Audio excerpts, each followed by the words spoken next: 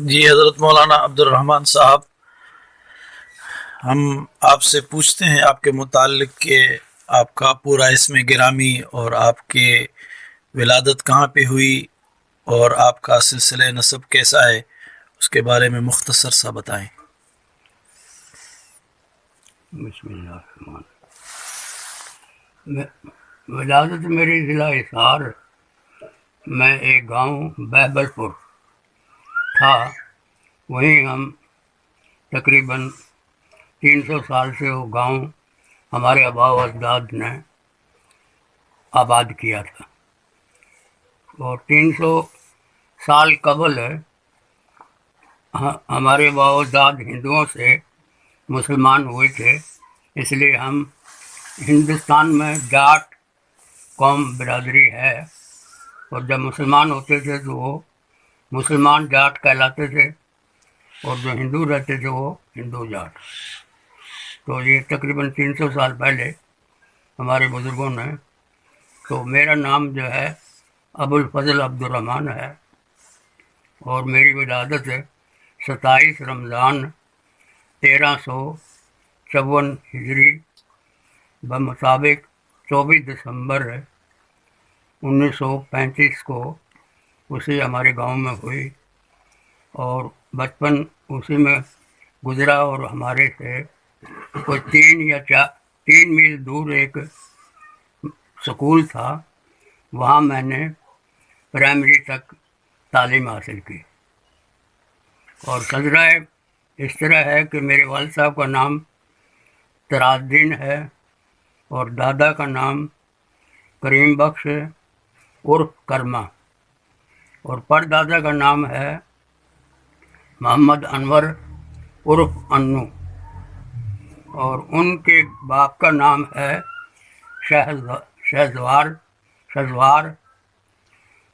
اور ان کے والد کا نام تھا شوکت، اور ان کے والد کا نام تھا ابو داؤد عرف دودا۔ یہاں تک مجھے اپنا نسب یاد ہے، آگے یاد نہیں ہے، آگے شاید 1 یا 2 نسل کے بعد پھر ہندو میں شامل ہو جاتے ہیں۔ بہت اچھا جی، آپ کے بھائی اور بہن کتنے تھے اور ہیں؟ میرے 2 بہنیں تھیں، مجھ سے بڑی، دونوں فوت ہو چکی ہے، البتہ ان کی اولاد موجود ہے، یہاں سے کوئی منڈی پورے والے سے آگے چک 541 میں۔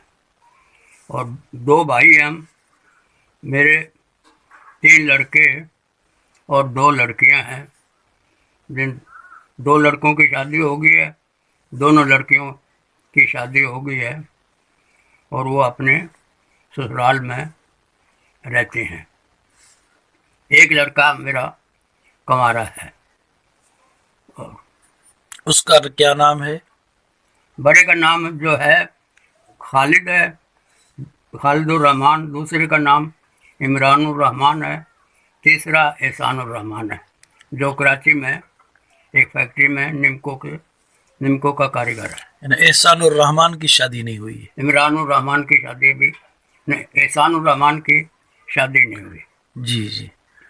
اور ابھی ہم آپ سے پوچھیں گے کہ آپ کا جو تعلیمی سلسلہ ہے وہ دینی اور دنیوی حساب سے آپ نے کن مشہور اساتذہ سے اور کن اداروں میں پڑھا ہے؟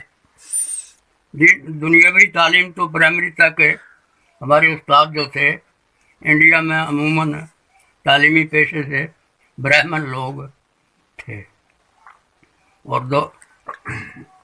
برہمنی استاد تھے ہمارے پرائمری تک، اور پرائمری کے بعد پھر جب ہم پاکستان آئے تو میں نے بالغ ہونے کے بعد تقریباً 17 یا 18 سال کی عمر میں دین کی تعلیم حاصل کرنے کی کوشش کی۔ تو سب سے پہلے میں نے، گھر والے جو تھے اس دینی تعلیم کے مخالف تھے، ہمارے عام طور پر یہ لوگ کہتے تھے کہ یہ جو مدرسے ہیں یتیم خانے ہیں، اور جو عالم بنتے ہیں وہ فقیر یا گداگر ہوتے ہیں، اس لیے اس کو اچھی نظر سے نہیں دیکھا جاتا اور نہ ہی انہوں نے پڑھایا. ہم نے گھر سے بھاگ کر دور جہاں ان کو پتہ نہ چل سکا اس مدرسے میں کمالیہ میں ایک مدرسہ تھا نعمانیہ، ماشاء وہاں سے تعلیم کا آغاز کیا. اور اولا فارسی کی کچھ کتابیں پڑھی، پھر گھر والوں کو پتہ چل گیا تو واپس پکڑ لے آئے. دوسرے سال پھر عارف والا میں شوال سے لے کر ذی الحج تک تعلیم حاصل کی. پھر پتہ چل گیا عارف والے سے بھی والد صاحب پکڑ لائے، لیکن کچھ عرصے کے بعد پھر دوبارہ گھر سے بھاگ کر وہی نعمانیہ مدرسہ کمالیہ میں چلا گیا تو فارسی کی تعلیم وہاں حاصل کی. استاد حضرات کون سے تھے؟ استاد تو ابھی مجھے ان کا اصل میں ایک تو حافظ نور محمد تھا اور ایک مولانا ایوب صاحب تھے اس دور میں، اور قاری لطف اللہ صاحب وہاں خطیب ہوتے تھے کمالیہ میں، جو جامع رشیدیہ ساہیوال کے مفتی فقیر اللہ صاحب کے چھوٹے صاحبزادے تھے. جی جی. اس کے بعد پھر میں نے اولا جو ہے جامع رشیدیہ میں شروع کیا. جامع رشیدیہ میں استاد تھے ہمارے مولانا مختار احمد صاحب اور عبد المجید صاحب مولانا اور علامہ غلام رسول صاحب. یہ اولا اور ثانیہ میں تھے. اور پھر ثانیہ میں کچھ عید کے بقرعید کے بعد لاہور چلا گیا میں، اور لاہور میں پھر جامعہ مدنیہ میں تعلیم حاصل کی، تقریباً درجہ سادسہ تک. وہاں آپ کے اساتذہ کون؟ وہاں مولانا میں بات کروں میری طرف یہ بات. ایک مولانا الیاس صاحب تھے، جی جی. ایک مولانا حمد میاں صاحب تھے، ایک مولانا عبد الکریم صاحب تھے، اور ویسے ایک میر شاہ تھے. وہ ہمارے استاد تو نہیں تھے لیکن وہاں بزرگ استاد تھے. مولانا حامد میاں صاحب سے آپ نے کیا پڑھا؟ مولانا حمد میاں صاحب سے مشکات پڑھی ہے سیمائی تک. سیمائی کے بعد پھر میں دوبارہ جامعہ رشیدیہ میں داخلہ لے لیا ساہیوال میں. ساہیوال. اس میں مشکات مولانا عبداللہ صاحب سے پڑھی اور ہدایہ مولانا علامہ غلام رسول صاحب سے. اور بیزاری اور اس مشکات کے ختم جو ہے وہ اجازت ہمیں مفتی فقیر اللہ صاحب نے پڑھائی، آخری حدیثیں، اور حضرت مولانا فقیر اللہ صاحب مفتی فقیر اللہ صاحب جی. حضرت شیخ الہند کے خاص شاگرد تھے، تلمیذ رشید تھے. ماشاء اللہ.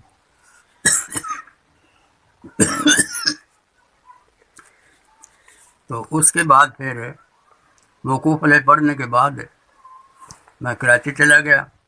کراچی میں اس دور میں شعبان میں بنوری ٹاؤن میں شیعہ کا مناظرہ پڑھایا جاتا تھا. وہاں پھر شیعوں کا مناظرہ رمضان شعبان اور شوال میں مولانا دوست محمد قریشی. کہاں کے تھے؟ یہ پہلے تو احمد پور شرکے رہتے تھے، اس کے بعد کوٹ اردو چلے گئے. مولانا دوست محمد قریشی مشہور عالم تھے، دارالعلوم دیوبند کے فارغ، نہیں ڈابیل کے فارغ تھے. ان سے مناظرہ پڑھا اور حضرت مولانا بنوری یوسف بنوری رحمۃ اللہ سے مشکلات القرآن پڑھی، جو حضرت انور شاہ صاحب کی کتاب تھی. اور اس کے بعد بنوری ٹاؤن میں داخلہ لینے کی کوشش کی تو میں نے کیونکہ کتابیں کو شارٹ کر دی تھی، منطق کی کتابیں وغیرہ اور یہ عقائد کی محفظی وغیرہ نہیں پڑھی تھی، اس لیے وہاں داخلہ نہیں ہوا. تو اس کے بعد دارالعلوم دیوبند میں دارالعلوم کراچی میں کرنگی جی. وہاں داخل ہوئے. تو دورہ کی تکمیل وہاں کی 80-81 ہجری میں. 61-62 ہے عیسوی کے حساب سے. وہاں استاد بخاری مکمل حضرت مولانا رشید احمد لدھیانوی سے پڑھی. ترمذی مکمل مولانا سلیم اللہ صاحب سے پڑھی. اور مسلم حضرت مولانا اکبر علی صاحب. اور ابو داؤد حضرت مولانا قاری رعایت اللہ صاحب سے. ماشاء اور موطا امام مالک حضرت مفتی اعظم محمد شفیع صاحب رحمۃ اللہ علیہ سے پڑھا. موطا امام مالک. موطا امام مالک. آپ کے داخلے کا امتحان وہاں کس نے لیا؟ داخلے کا امتحان حضرت مفتی رشید احمد صاحب نے ہدایہ اور جلالین کا لیا. وہ میں نے پڑھی ہوئی تھی, اس میں فارغ پاس ہو گیا. اور سالانہ تحاوی آپ نے کن سے پڑھی؟ تحاوی مولانا سبحان محمود صاحب سے. جن کا نام ابھی صاحبان بدل دیا ہے. جی پہلے سبحان محمود صاحب تھے. ٹھیک ہے, یہ بات تو بہت اچھی رہی الحمدللہ.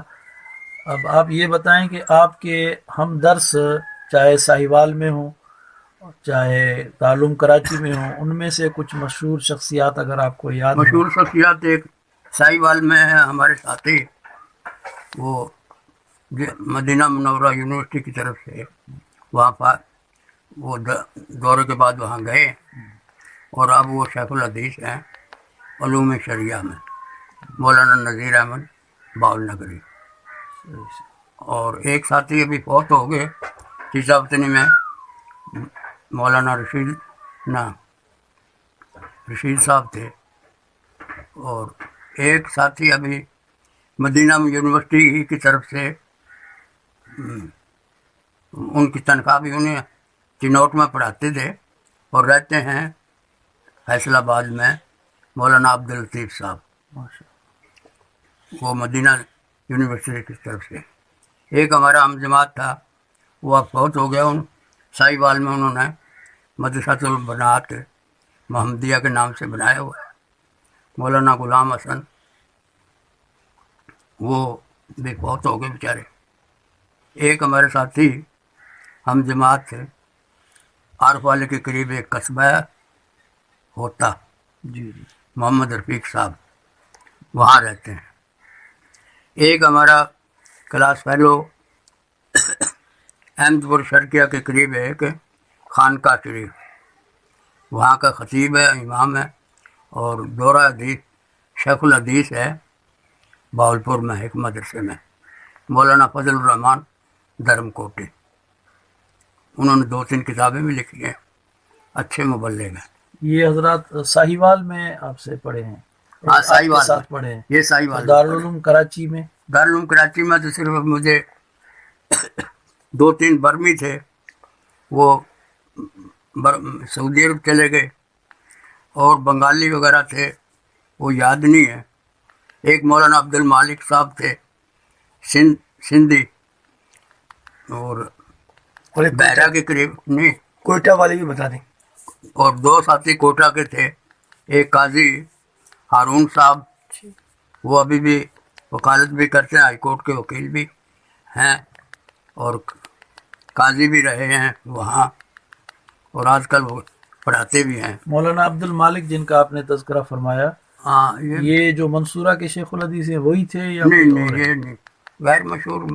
ان کا پھر میں نے ذکر نہیں سنا کبھی, اچھا اچھا. اور نہ ہی ان سے وہ کتابیں میرے پاس سے لے گئے تھے. 4 کاپی ہیں. علاقہ ان کا کون سا تھا یہ بھی یاد ہے؟ یہ بیرا نہیں, وہ کیا کہتے ہیں, بھیریا روڈ کے قریب. اچھا اچھا. وہاں کوئی پتہ کسی کی معرفت لکھوایا تھا. جی. اور مشکات کی کاپی تھی میرے بڑے پاس. بڑے بزرگوں میں آپ کی ملاقات کن کن سے ہوئی ہے؟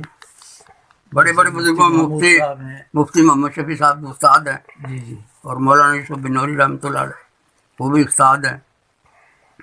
مولانا ادریس صاحب کاندلوی, ان سے جمعے ان کے پیچھے بہت پڑے, ماشاء اللہ. اور ملاقات بھی بہت دفعہ ہوئی ہے, لیکن وہ سادی شاگردی کا تعلق نہیں تھا. پاکستان کے علاوہ آپ نے باہر کا بھی سفر کیا ہے؟ جی پاکستان میں لاہور میں مولانا احمد علی صاحب لاہوری, ان سے ملاقات ہے؟ ان سے ملاقات ہوئی ہے. ان کے پیچھے بہت دفعہ जुमा पर है। और हजरत सिंधी भी इसी जमाने के थे, फिर उनसे ये मुलाकात? सिंधी 1934 ना 44 में फौत हो गए थे। अच्छा अच्छा। उस वक्त हम पाकिस्तान में नहीं आए थे, पाकिस्तान बना भी नहीं था। मौलाना अहमद अली साहब उनके भतीजे थे जी। और ये उनके चचा थे, शेरावाला गेट लाहौर में। शेरावाला गेट लाहौर में। जी। उनसे कई दफ़ा मुलाकात भी हुई, उनकी तकरीरें भी सुनी। इंडिया और फिर कभी जाना हुआ? इंडिया कभी नहीं गए। आप इंडिया से वहाँ से जो रुखसत हुए उनका कुछ मुख्तसर जिक्र फरमाइए, कैसे हालात थे, कैसे आप यहाँ पहुँचे? पाकिस्तान बनने के बाद जो मशरकी पंजाब था वो इंडिया में आ गया। दो पंजाब के 5 डिवीज़न थे उस वक्त, तो 2 डिवीज़न जो अम्बाला डिवीज़न और जालंधर डिवीज़न, इससे तकसीम हो गया पंजाब।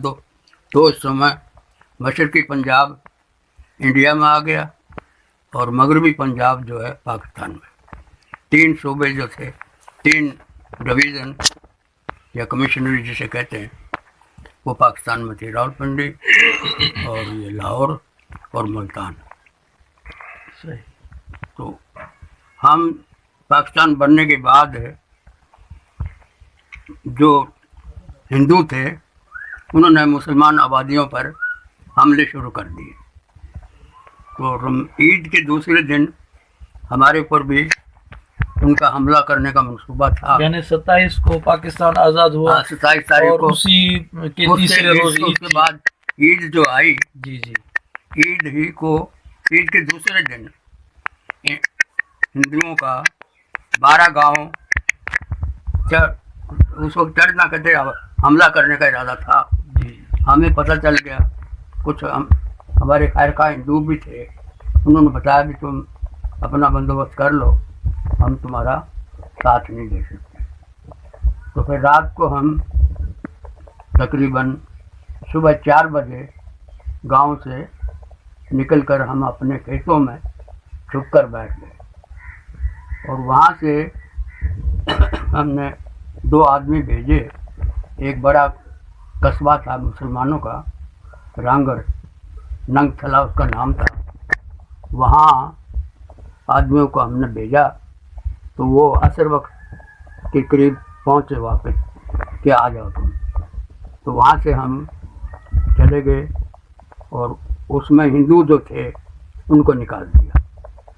वहाँ हम तकरीबन महीना 1.5 महीना रहे। तो उस दौर में हमारे ऊपर 4 हमले हुए। पहला हमला जो था वो पब्लिक ने किया, बहुत ज़्यादा पब्लिक थी, लेकिन वो एक नकली तोप भी लाए थे, वो तोप भी चलाई, लेकिन अल्लाह के फजल से मुसलमानों का कोई नुकसान नहीं हुआ और उनके तकरीबन 60-70 आदमी कत्ल कर दिए और वो भाग गए। दूसरा 10-15 दिन के बाद फिर इतने आदमियों ने हमला किया, उसमें भी यही हुआ कि मुसलमानों का कोई नुकसान नहीं हुआ और उनका काफ़ी नुकसान हुआ। तीसरी दफ़ा सिविल कपड़ों में आर्मी के कुछ सिपाही आए, मशीन गन्ने और पक्की का गन्ने लेकर। उसमें हमारे 3 आदमी शहीद हो गए और उनका नुकसान का पता नहीं चल सका क्योंकि मैदान में हम नहीं गए, उसमें मोर्चों में बैठकर ही मुकाबला किया। तो उनके 2-3 आदमी तो मरे, लेकिन ज़्यादा का पता नहीं है। आम मुठभेड़ लड़ाई नहीं हुई, दोनों तरफ से मोर्चों में लड़ाई। फिर चौथी लड़ाई में वो आए दूसरे दिन, लेकिन दूसरे दिन हमने तमाम रात को लेकर सुबह तक साफ कर दिया सारा मैदान, कोई मोर्चा नहीं छोड़ा। वो दूर से देखकर चले गए, उसे लड़ाई नहीं हुई। फिर आर्मी आई वर्दी में और उन्होंने कहा कि तुम्हें यहाँ से जाना पड़ेगा। तो उन लोगों ने, वहाँ के जो सरबराह थे, उन्होंने मशवरा करके कहा भी 1 हफ्ते के बाद आ जाएं आप, हम चलने के लिए तैयार। लेकिन हमें पता था कि इस पर इतबार नहीं है, तो हम रात को दूसरे दिन ही रात को वहाँ से निकल कर ایک کوئی 15-20 میل کے فاصلے پر ایک قصبہ دوسرا قصبہ تھا بروالا سیدوں والا، اس میں ہم آ گئے، وہاں تقریباً 10-12 دن رہے۔ اس کے بعد پھر ایک پلٹن آئی گورکھا ریجمنٹ، اس کی حفاظت میں پھر وہاں سے ہم چلے، تقریباً 20 دن میں ہم ہیر سلیمان کی پہنچ گئے، اور وہاں سے پھر تقسیم کیا بورے والے سے پھر سرکاری طور پر یہ تقریباً کتنے لوگ آپ کے قافلے میں شامل تھے؟ تقریباً 80,000 کے قریب، کوئی لاکھ کہتا ہے کوئی 80,000، صحیح تعداد کا بچہ تھا میں تو 12-13 سال کا، پتہ نہیں، لیکن باتیں لوگ ہی کہتے تھے 80,000 کا قافلہ ہے، کوئی کہتا لاکھوں کا قافلہ ہے، لاکھ کا۔ 12-10 میل چلتے تھے، اور اس کے جو راستے میں ہندوؤں کے گاؤں آتے تھے اس وقت کرفیو لگا دیتے تھے، ہمیں اس وقت پتہ چلا بھی پاکستان میں آنے کے بعد آپ کے والدین کا آپ کے ساتھ کتنا ساتھ رہا، اس کی زندگی کتنی رہی؟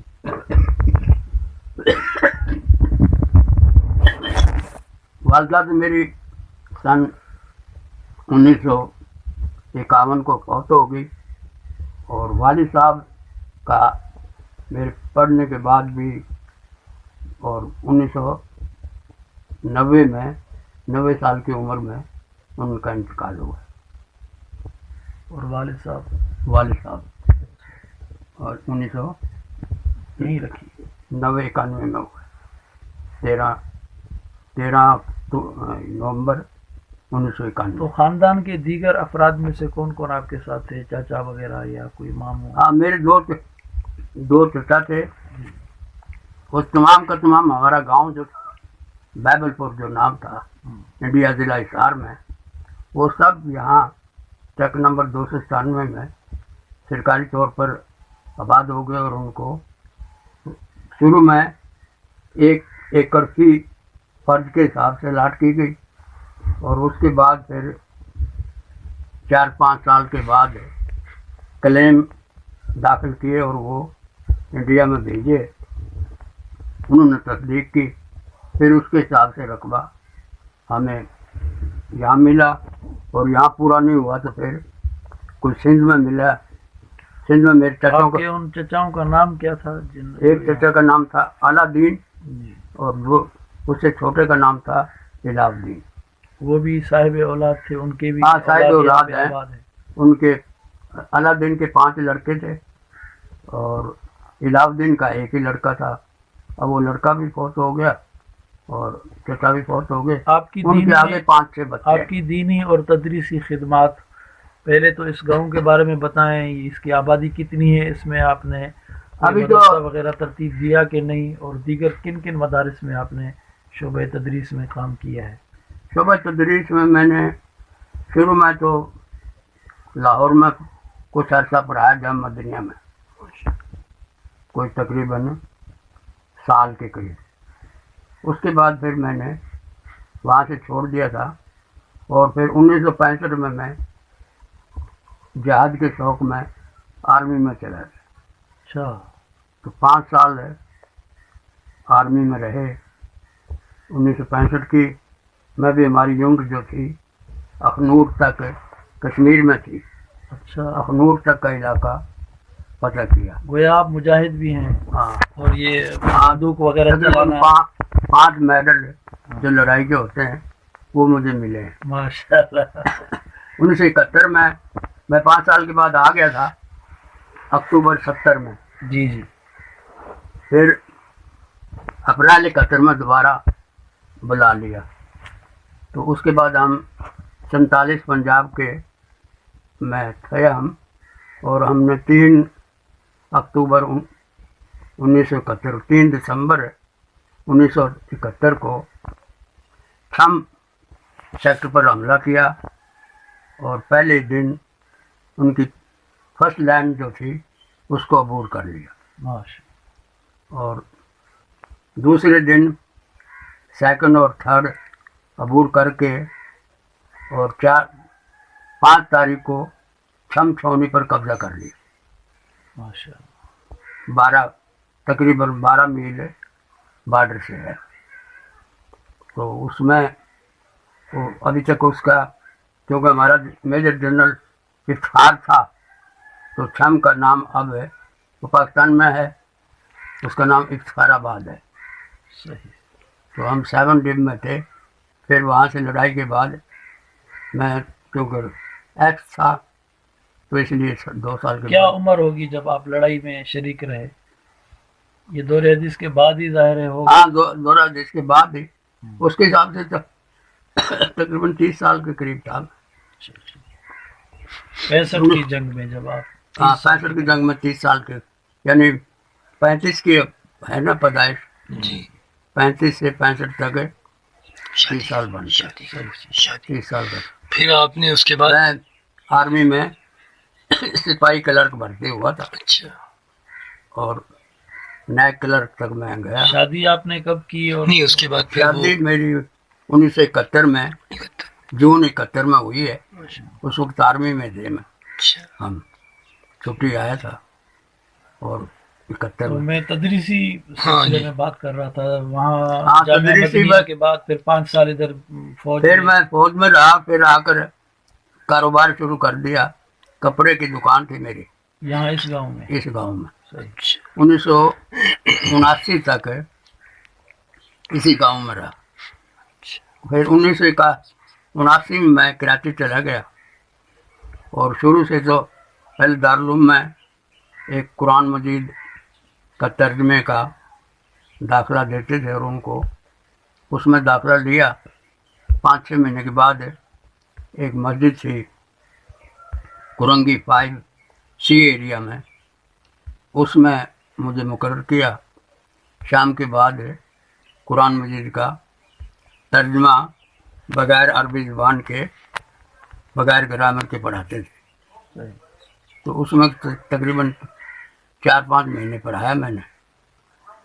اس کے بعد ان سے کچھ اختلاف ہو گیا. وہ سارے تبلیغی، جسے لوگ تبلیغی جماعت کہتے، اس کے حامی تھے اور میں ان کے مخالف تھا. تو یہ تبلیغی جماعت کی مخالفت آج تک ہے نظریاتی طور پر؟ ہاں، نظریات طور پر میری شروع میں سے ہے. درجہ خام صاحب میں ایک دفعہ 10 دن کے لیے گیا تھا اور پھر 4-5 دن کے بعد چھوڑ کر آ گیا تھا. ان سے اختلاف ہو گیا. وہ 6 نمبر کہتے، بس یہ 6 نمبر قرآنی وحی ہے، اس کے باہر نہیں نکلنا. تو یہ الیاس الدین کا 6 نمبر ہے.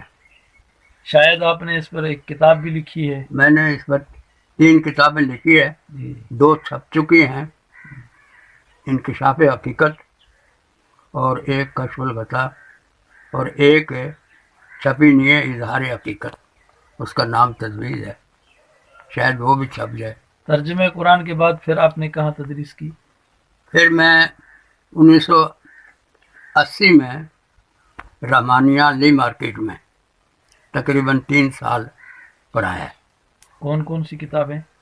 درجہ وہاں درجہ ثالثہ تک کی تھی جی جی. تعلیم، تو اولیٰ کی اور اعدادیہ کی کتابیں تھی میرے پاس.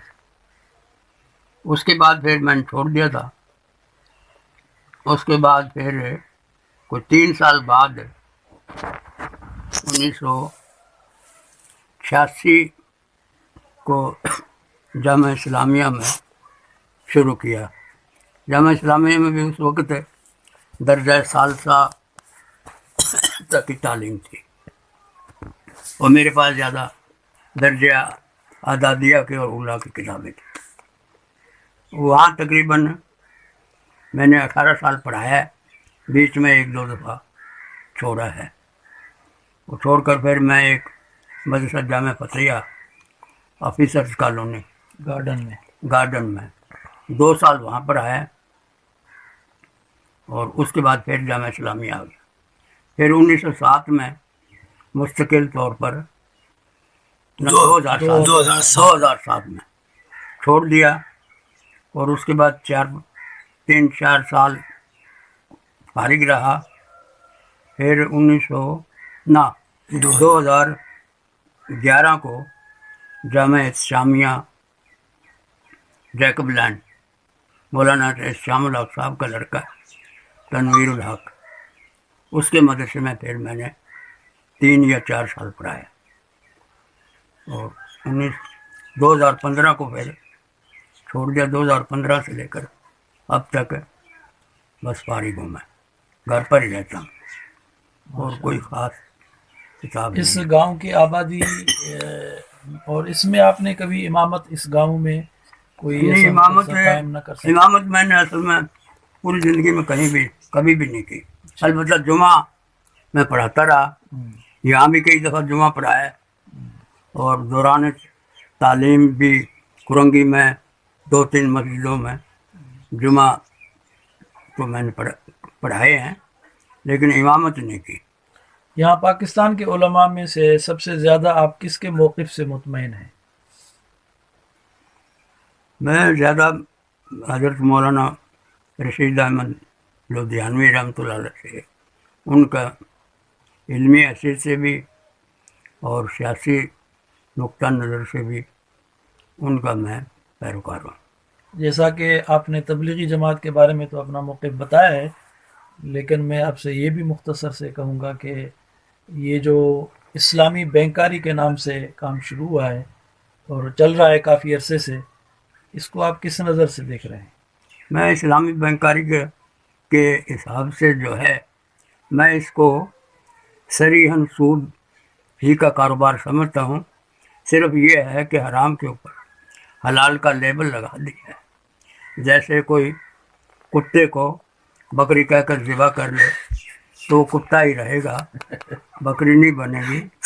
البتہ اس کا نقصان یہ ہوا، جو سیدھے سادے لوگ نفرت کرتے تھے، وہ حرام کے اوپر حلال کے لیبل سے وہ لوگ بھی سود میں ملوث ہو گئے، اور اس میں اسلامی بینک میں اور دوسرے بینکوں میں کوئی فرق نہیں ہے سود کے اعتبار سے۔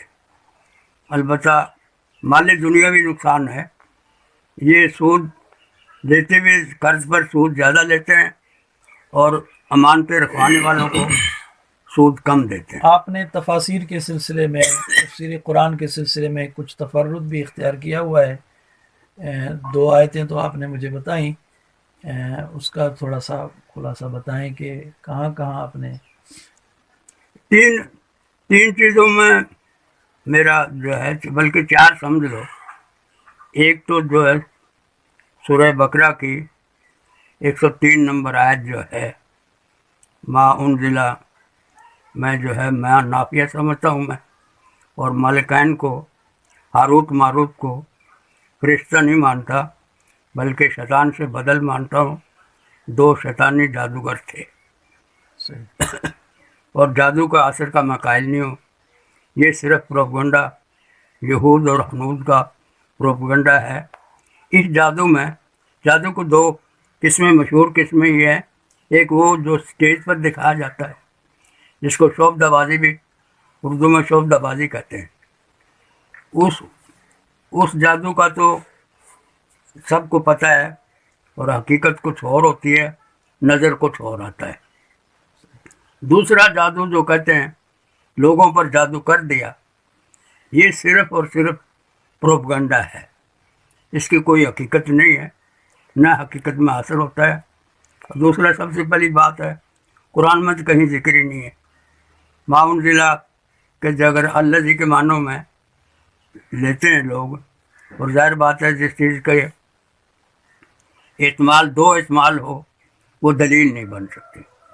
دلیل کے لیے یہ شرط ہے کہ اس میں دوسرا احتمال نہ ہو، تو یہاں دوسرا احتمال موجود ہے۔ دوسرا عقلی طور پر بھی عقیدے کے لیے باقی رہے گا حدیث بھی وہ درایت کے اعتبار سے بھی صحیح نہیں ہے، روایت کے اعتبار سے بھی صحیح نہیں ہے، دونوں میں اگرچہ بخاری کی بھی ہیں اور حدیثوں میں بھی ہیں، لیکن پہلی بات تو یہ دیکھیں کہ نبی کریم صلی اللہ علیہ وسلم پر جو حدیث میں آتا ہے کہ معوذتین ان فرشتوں نے بتائی، حالانکہ یہ صورت دلیل نہیں بن سکتی. ان کے اکثر کا ایک اتفاق اس پر ہے کہ یہ صورتیں مکی ہیں. صحیح. کچھ لوگوں کا خیال ہے کہ یہ مدنی ہے. کچھ لوگ کہتے ہیں کہ دوبارہ نازل ہوئی ہے. یہ دوبارہ نازل ہونے والا تو بالکل بےہودہ نظریہ ہے. اس لیے کہ نبی کریم صلی اللہ علیہ وسلم جب پہلے پڑھتے تھے مکی میں نازل ہوئی تو پھر جادو ہو کیسے گیا؟ پہلی بات جب میں نے بتا دیا کہ جادو میں اثر ہی نہیں ہے تو پھر اس لیے حضور پر یہ بحث سے خارج ہے. جی. دوسرا جو لوگ کہتے ہیں اس میں ایک خامی بڑی کوتاہی بڑی یہ بھی ہے کہ اثر ہونا کوئی عمل نہیں ہے بلکہ ایک نظریہ اور عقیدہ ہے. عقیدہ کے لیے دلیل جو ہے قطعی ثبوت قطعی دلالہ ہونا چاہیے، جبکہ یہاں نہ قطعی ثبوت ہے اور نہ کوئی قطعی دلالہ ہے. کوئی دلیل نہیں ہے. جو اس کے مثبت اثر کے قائل ہیں ان کے پاس دلیل نہیں ہے کچھ سوائے ایک تقلیدی عقیدہ ہے. لیکن جمہور جو ہے اسی تقلیدی عقیدے پر جمع ہوا ہے. محققین جو ہے ہر دور میں محققین گزرے ہیں جو اثر کے قائل نہیں ہیں. مثلا ابو بکر جساس احکام القرآن میں پہلی جلد میں پوری تفصیل سے انہوں نے ان حدیثوں کو بھی رد کیا ہے اور اس نظریے کو بھی رد کیا. دوسرا مقام عام طور پر یہ یذبحون ابناءکم ونساءکم ویستحیون نساءکم. تو اس میں جو ہے اس سے حیا یہ حیا سے ہے نہ کہ حیون سے. زندہ تو جب یذبحون ابناءکم کہہ دیا تو خود بخود نفی ہوگی کہ لڑکیوں کو ذبح نہیں کرتے تھے، اور ابنا کے مقابلے میں بنات آتا ہے. اور لیکن یہاں ذکر جہاں بھی ہے نساء ہے، اور نساء تو بالغ عورت کو کہا جاتا ہے. تو اس کی نفی کرنے کی تو پہلی چیز سے نفی ہوگی. تو اس سے مراد یہ ہے کہ ان کی حیات طلب کرتے تھے، ان سے گھریلو ایسے کام کرواتے تھے جو عام شریف آدمی نہیں کرتا. تو ان سے خادماؤں کا گھریلو خادماؤں ان کو رکھتے تھے. تو اس لیے جو عام طور پر کہتے ہیں کہ لڑکیوں کو زندہ رکھتے تھے اور لڑکوں کو قتل کرتے تھے یہ مناسب نہیں ہے. تیسرا مقام ہے افلا ینظرون الی الابل کیف خلقت. یہاں ایبل سے مراد عام طور پر اونٹ، اکثر جمہور اس کا ترجمہ اونٹ کرتے ہیں، لیکن مناسبت اگر دیکھی جائے اونٹ کی مناسبت نہیں ہے.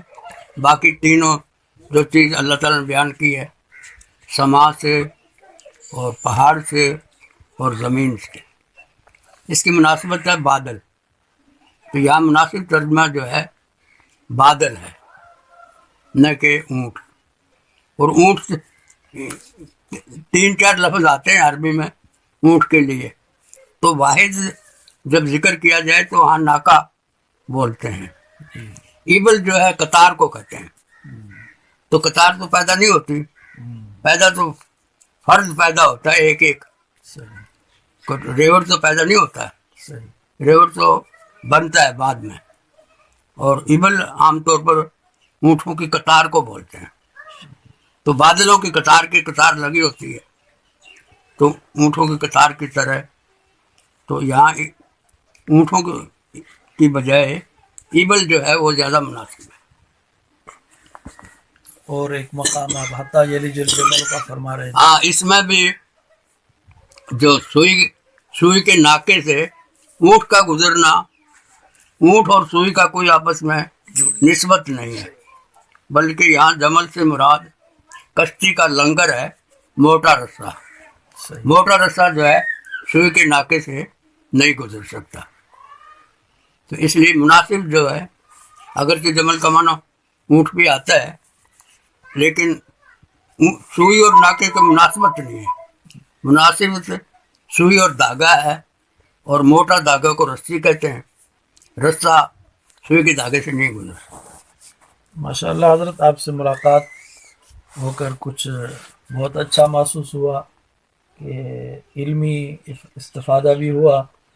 آپ اپنے اولاد کو یا دیگر احباب کو ہم جیسے یا جو دوسرے اس ہماری ویڈیو کو دیکھنے والے حضرات ہیں پاکستان کے جتنے بھی لوگ اس ویڈیو کو نوجوان دیکھیں گے طبقہ ہے. نوجوان طبقہ ہے یا بڑے حضرات ہیں ان کے لیے آپ کا کوئی پیغام آپ کے دل و دماغ میں آئے تو وہ دے دیں آخر میں. پیغام تو یہ ہے کہ ہمارا دینی طبقہ جو ہے سیاست سے کنارہ کش ہے اور دنیا کا معاشرہ نظام بغیر حکومت کے کبھی نہ سدھرا ہے نہ سدھر سکتا ہے.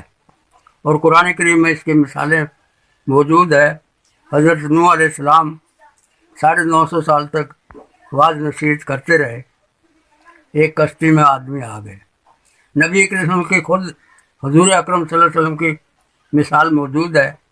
13 سال تک آپ دل لگی اور تمام کوششوں کے باوجود 100 یا 120 آدمی مسلمان ہو گئے صحیح. اور آخر وہاں سے نکلنا رات کو چھپ کر نکلنا پڑا. تو اس لیے علماء کرام کو سیاسی طور پر بیدار ہونا جو چاہیے. مدینے میں سیاست کا آغاز ہوا اس کے بعد ہی ترقی ہوئی آپ کا ہاں وہ تو ظاہر بات ہے. قرآن کریم میں سرین آتا ہے اذا جاء نصر اللہ والفتح کہ وہاں تک فتح مکہ میں 10,000 آدمی تھے. یعنی 8 ہجری میں ہوا ہے. 8 اور 13 21 سال میں 10,000 مجاہد تھے. 9 ہجری میں تقریباً اس کو نام ہی وہ ہے وفود العام 110 وفد آ کر مدینہ منورہ میں مسلمان ہوئے. تو بغیر تلوار کے نہ کوئی دنیا میں دین قائم ہو سکا ہے نہ کوئی نظریہ قائم ہو سکا ہے. جتنے بھی نظریے ہیں اس کے لیے تلوار کی ضرورت ہے. تو اسلام میں جو ہے سب سے زیادہ قرآن کریم میں جو زور دیا گیا ہے وہ جہاد کے اوپر دیا گیا. کسی جگہ اللہ تعالیٰ نے کہا ہر دین علی الحج صوم صلاۃ. صرف جہاد کے متعلق کہا ہر دین علی المومنین علی القتال. تو کیونکہ اس کے بغیر دین نہ باقی رہ سکتا ہے اور نہ نافذ ہو سکتا ہے. مذہب باقی رہ سکتا ہے. تو علماء کرام کو چاہیے کہ سیاست کو اولین ترجیح دے. اپنے جتنے بھی شاگرد ہیں ان کو کہیں سیاست میں حصہ لے. معاشرے میں اعلیٰ سے اعلیٰ مقام حاصل کرنے کی کوشش کریں اور حکومت پر قبضہ کرنے کی کوشش کریں. جب تک حکومت بے دینوں کے ہاتھ میں ہوگی دین کا بقا رہنا مشکل ہے. اور اس کا مشاہدہ ہو رہا ہے. ساری پوری دنیا میں کسی 1 انچ کے اوپر بھی اب اسلامی حکومت قائم نہیں. صحیح. بس دعا اور یہ فرمائے حضرت. شکریہ آپ کا بہت. اللہ پاک آپ کی عمر میں برکت نصیب فرمائے علم میں بھی اور آپ کی دعائیں ہم سب کے حق میں قبول فرمائے. آمین. جزاکم اللہ.